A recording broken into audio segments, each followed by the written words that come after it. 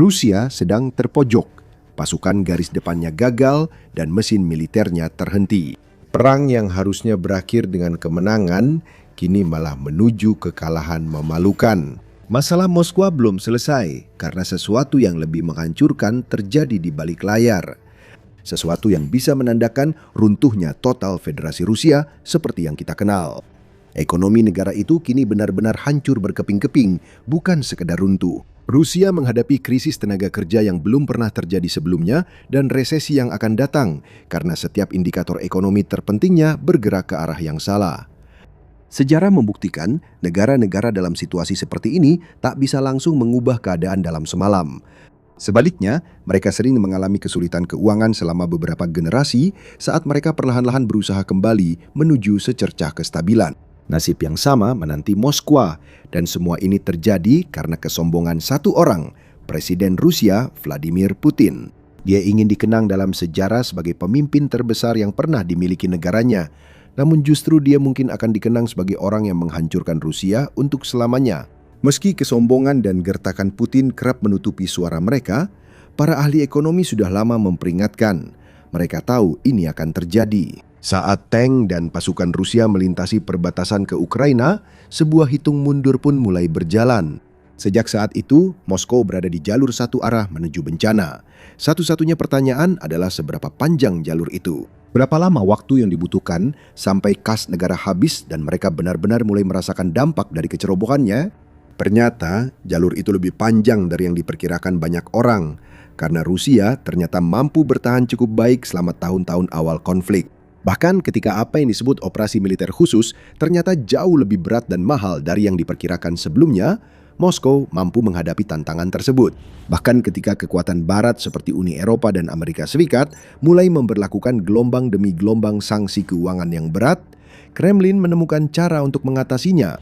Bahkan ketika negara-negara mulai mundur dari kesepakatan dagang dengan Rusia, menolak untuk berperan dalam membantu invasinya, negara itu tetap bisa bertahan, mengandalkan hubungan baru dan cadangan besar dari dana kekayaan nasionalnya untuk tetap relatif stabil dan kuat. Jadi untuk sementara waktu, ekonomi Rusia secara mengejutkan berkinerja sangat baik, tumbuh sebesar 4,1% pada tahun 2023 dan 4,3% pada tahun 2024. Pertumbuhan PDB tahunannya melebihi ekspektasi.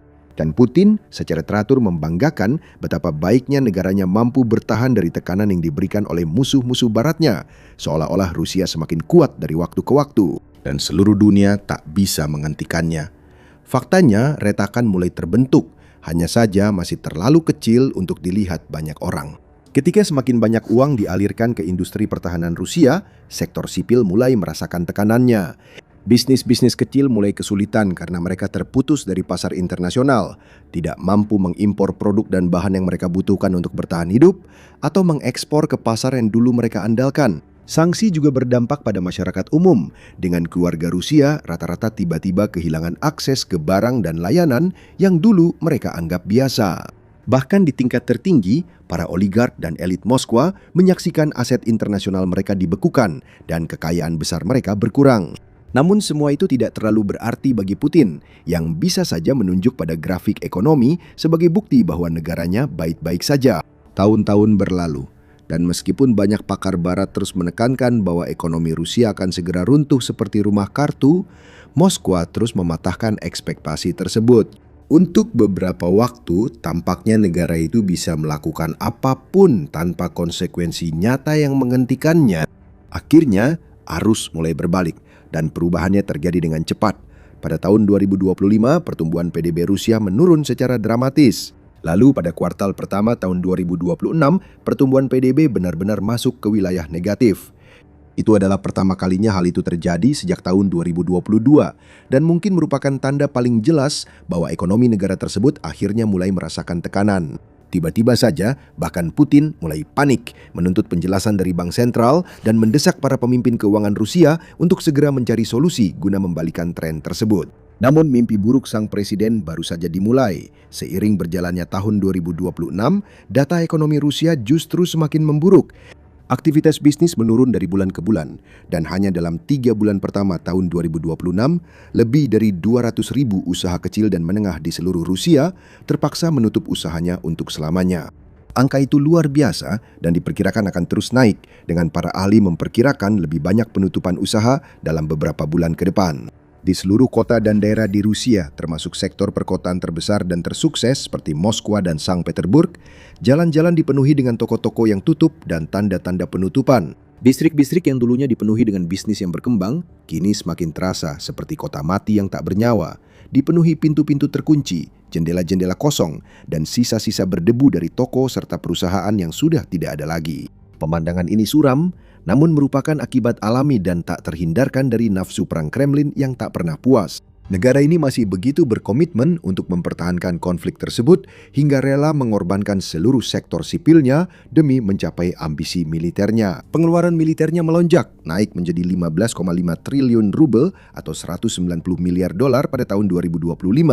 Dengan perkiraan angka serupa sekitar 14,9 triliun rubel yang akan dihabiskan secara total pada tahun 2026. Itu setara dengan 40% dari seluruh anggaran federal. Namun, jika terlalu banyak dana terbatas digunakan untuk militer, sedikit yang tersisa untuk infrastruktur, layanan publik, konstruksi, proyek pembangunan, dan lainnya. Akibatnya, Rusia telah memasuki keadaan yang aneh, hampir paradoks, di mana mereka mampu meluncurkan ratusan juta dolar senilai drone dan rudal ke Ukraina hanya dalam satu malam. Semua itu terjadi sementara ratusan ribu perusahaan domestiknya gulung tikar dan sektor sipilnya semakin kosong. Pemilik bisnis Rusia melaporkan biaya naik, suku bunga melonjak, permintaan turun karena rakyat tak lagi mampu belanja seperti dulu, serta pajak makin tinggi.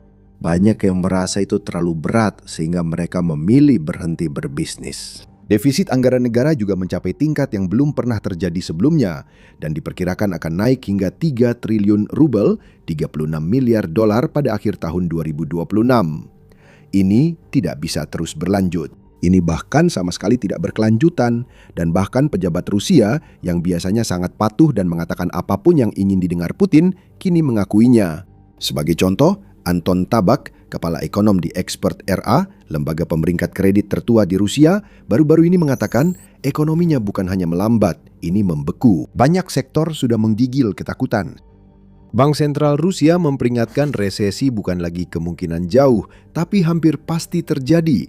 Beberapa analis bahkan percaya resesi bisa dimulai akhir tahun ini jika kesulitan ekonomi berlanjut. Perkiraan PDB juga semakin memburuk dan beberapa pejabat bahkan mulai secara terbuka mengkritik Kremlin.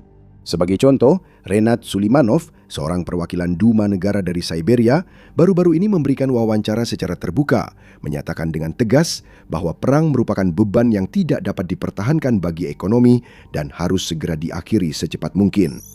Sudah sangat jelas bahwa perekonomian tidak dapat bertahan jika misi operasi khusus ini berlangsung terlalu lama. Secara resmi, 40% anggaran federal dialokasikan untuk pertahanan dan keamanan. Pembangunan, investasi, atau belanja modal apa yang bisa kita bicarakan? Baik tank maupun peluru tidak memiliki nilai konsumsi. Ekonomi memproduksinya, tetapi masyarakat tidak bisa mengonsumsinya. Itu murni pengeluaran saja. Sulimanov juga mengeluhkan bahwa beberapa wilayah di seluruh Rusia harus menunda atau membatalkan proyek konstruksi dan infrastruktur karena dana yang cukup memang tidak tersedia. Menurutnya, perang perlahan menguras sumber daya yang semestinya untuk investasi demi pertumbuhan ekonomi jangka panjang. Bahkan Putin tidak lagi bisa menutupi krisis ini dan masalah ekonomi negaranya terbuka lebar untuk dilihat semua orang di Forum Ekonomi Internasional Saint Petersburg 2026. Tapi sebelum kita membahasnya lebih jauh, jika Anda ingin lebih banyak ulasan seperti ini, pastikan Anda sudah berlangganan The Military Show. Kami membahasnya seperti ini setiap minggu. Sekarang, Forum Ekonomi Internasional sering disebut sebagai Davosnya Rusia. Ini adalah waktu dalam setahun ketika Rusia bisa memamerkan kekuatan ekonominya di depan para investor dan mitra dagang dari seluruh dunia. Sebuah pertemuan mewah dan glamor selama beberapa hari yang melibatkan beberapa pejabat paling terkenal di dunia, tokoh media dan eksekutif perusahaan. Namun, edisi tahun 2026 dari acara yang dulunya megah ini justru menunjukkan seberapa jauh Rusia telah jatuh. Pertama, bahkan sebelum acara dimulai, Ukraina menjadi berita utama dengan menyerang dua lokasi penting di Saint Petersburg sendiri, yaitu terminal minyak utama dan pangkalan angkatan laut. Akibatnya, langit yang penuh asap dan suasana yang kacau menyambut para tamu saat mereka berbondong-bondong memasuki Expo Forum Convention and Exhibition Center, tempat forum ekonomi internasional diadakan. Mungkin beberapa orang masih berharap bahwa Rusia bisa membalikan keadaan, bahwa mereka akan segera meredakan keraguan dan menenangkan ketakutan mereka, atau bahwa Putin sendiri akan naik ke panggung dan mengungkapkan seberapa kuat kinerja ekonomi negara itu. Namun tidak ada satupun dari itu yang terjadi. Sebaliknya, di awal acara, seorang pejabat Kremlin bernama Maxim Orekin terpaksa menjawab pertanyaan tentang apakah ekonomi Rusia akan terus terputus dari dunia barat atau tidak. Kita tak perlu berharap semuanya kembali seperti dulu atau sanksi barat dicabut. Dia membahas kebijakan ekonomi agresif yang mungkin mendorong investasi dan perdagangan dengan negara non-barat. Namun, skeptisisme di acara itu sangat terasa. Sementara sebagian pejabat Kremlin meremehkan masalah, lainnya secara terbuka mengakui negara mereka sedang krisis. Miliarder Roman Trotsenko misalnya, pendiri Ion Corporation Rusia, tidak menahan diri ketika ditanya tentang lingkungan bisnis di negaranya. Keadaannya buruk karena model lama yang selama bertahun-tahun berjalan, kini tidak lagi berfungsi. Meskipun dia menolak untuk secara terbuka mengakui bahwa ini adalah akibat dari perang, dengan menyebutkan masalah demografi sebagai gantinya, Trotsenko mengakui bahwa mesinnya telah macet dan sangat perlu dihidupkan kembali. Pengusaha terkaya Rusia, Taipan Baja Alexei Mordasov, setuju. Dia menyatakan bahwa Servostal telah menurunkan portofolio investasinya 24% dan mengalami arus kas negatif. Padahal sebelumnya, termasuk produsen baja paling menguntungkan dunia dalam beberapa tahun terakhir. Putin akhirnya naik ke panggung, menunjukkan keberaniannya seperti biasa, menyatakan negaranya tumbuh secepat negara besar Eropa, dan menyalahkan pejabat atas masalah ekonomi. Presiden menyatakan keyakinannya bahwa pergerakan maju dan naik akan terjamin, namun semakin sedikit orang yang mempercayainya, dan tidak sulit untuk melihat alasannya. Sebanyak apapun propaganda Kremlin, kehidupan nyata rakyat Rusia tetap terlihat. Setiap hari mereka melihat makin banyak perusahaan lokal tutup di kota dan daerah mereka. Mereka ke toko dengan pilihan produk lebih sedikit dan harga sering lebih tinggi.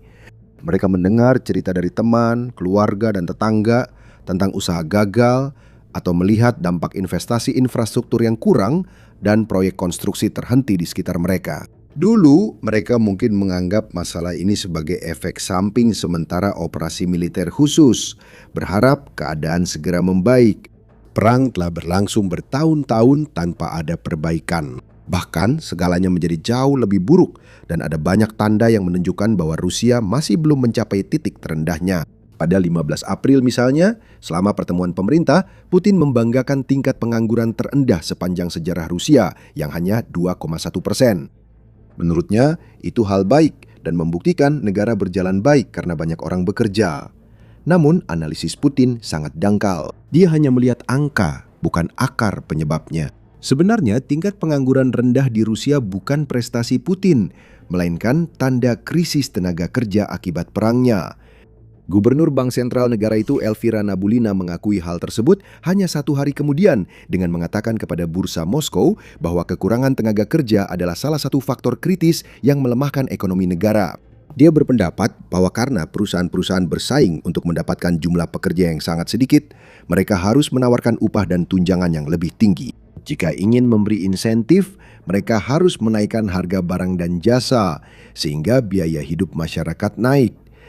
Bank Sentral telah berupaya mengendalikan inflasi dengan menaikkan suku bunga hingga 14,5%. Namun situasinya dengan cepat berubah menjadi sangat berbahaya dan semua ini berhubungan dengan perang. Lebih dari 1 juta warga Rusia tewas atau terluka dalam perang. Banyak dari mereka adalah pria usia kerja yang seharusnya berkontribusi pada ekonomi. Mereka dapat memulai usaha sendiri di berbagai industri atau berperan di masyarakat, misalnya di konstruksi, pertanian, dan logistik. Sebaliknya, mereka dikirim untuk mati di Ukraina, dijadikan umpan meriam untuk mesin perang yang tak menuju kemana-mana. Migrasi juga menurun drastis akibat perang ini. Seperti banyak negara lain, Rusia semakin bergantung pada pekerja migran seiring berjalannya waktu, terutama karena populasi domestiknya sendiri terus mengalami penurunan yang tak berkesudahan sejak tahun 1992. Rusia mendatangkan jutaan orang, terutama dari negara-negara Asia Tengah seperti Uzbekistan dan Tajikistan, untuk memperkuat tenaga kerja. Tetapi lebih dari 1 juta orang telah pergi sejak perang dimulai. Sebagian mendapat tekanan bergabung dengan tentara Rusia, lainnya memilih melarikan diri dan memulai hidup baru atau kembali ke tanah air. Banyak juga yang mencari tujuan lain, bepergian ke negara-negara seperti Turki dan negara-negara Teluk. Hal ini juga membuat Rusia memiliki lebih sedikit pekerja yang bisa diandalkan. Selain itu, dengan perang yang masih berlangsung, Rusia semakin gencar merekrut dan berusaha menambah sekitar 30.000 tentara baru ke militernya tiap bulan. Populasi usia kerja Rusia terus terkuras oleh konflik dan lebih dari 1 juta individu terbaik secara sukarela telah meninggalkan negara itu untuk memulai hidup baru di tempat lain. Terakhir, ada fakta bahwa industri pertahanan Rusia telah tumbuh begitu besar dan berpengaruh sehingga menyerap para pekerja yang tersisa, sehingga semakin sedikit orang yang dapat mengisi peran penting di sektor lain seperti kesehatan, pendidikan, dan manufaktur. Hasilnya, meski sektor pertahanan tumbuh, industri lain di Rusia kesulitan bertahan. Tidak ada negara yang bisa hidup hanya dari sektor pertahanan. Orang-orang memerlukan jalan, rumah sakit, sekolah, transportasi umum, serta produk dan layanan retail. Mereka memerlukan petani untuk menanam tanaman dan perusahaan pengiriman yang mengantar barang penting, terutama di negara sebesar Rusia. Mereka butuh agar kehidupan tetap berjalan dan terus berlanjut, terlepas dari apakah perang sedang berlangsung ratusan atau bahkan ribuan mil jauhnya dari mereka. Namun, Putin tampaknya telah melupakan semua itu. Dia justru benar-benar terobsesi dengan perang, sampai-sampai tidak ada hal lain yang penting. Seperti yang dijelaskan oleh analis militer terkemuka Profesor Michael Clark dalam sebuah wawancara di Sky News baru-baru ini, medan perang telah menjadi segalanya bagi pemimpin Rusia. Semua bukti menunjukkan Putin tak lagi berperan dalam negeri. Dia mirip pemimpin perang lain, sangat terobsesi dan terlalu banyak campur tangan, persis seperti Hitler. Dia memberitahu para jenderal apa yang boleh dan tidak boleh dilakukan, serta banyak menghabiskan waktu mengelola perang yang dianggapnya sebagai miliknya.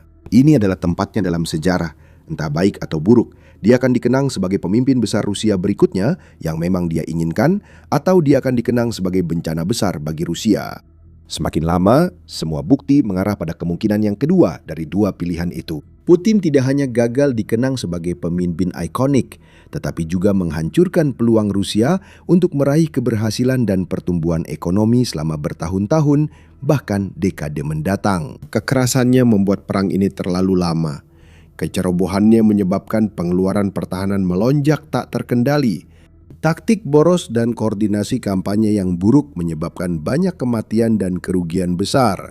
Sekarang, meski bukti dan tanda-tanda jelas memintanya berhenti, dia makin nekat, menggelontorkan lebih banyak uang ke perang sambil mengabaikan pilar utama agar masyarakat modern bisa berfungsi jangka panjang. Dia telah menyeret Rusia ke dalam lubang gelap yang dalam tanpa jalan keluar.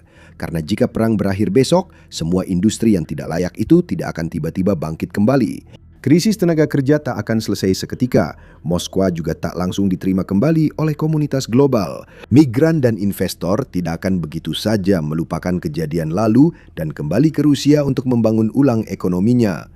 Inilah jenis masalah yang bertahan lama. Luka yang meninggalkan bekas seumur hidup. Tantangan yang bahkan negara sukses pun sulit atasi. Semuanya adalah kesalahan Putin. Anda dapat mengetahui lebih banyak tentang kesalahan fatal Presiden Rusia di video ini. Untuk melihat bagaimana pasukan Ukraina memanfaatkan kelemahan musuh, tonton video ini. Terakhir, jangan lupa berlangganan The Military Show untuk konten serupa.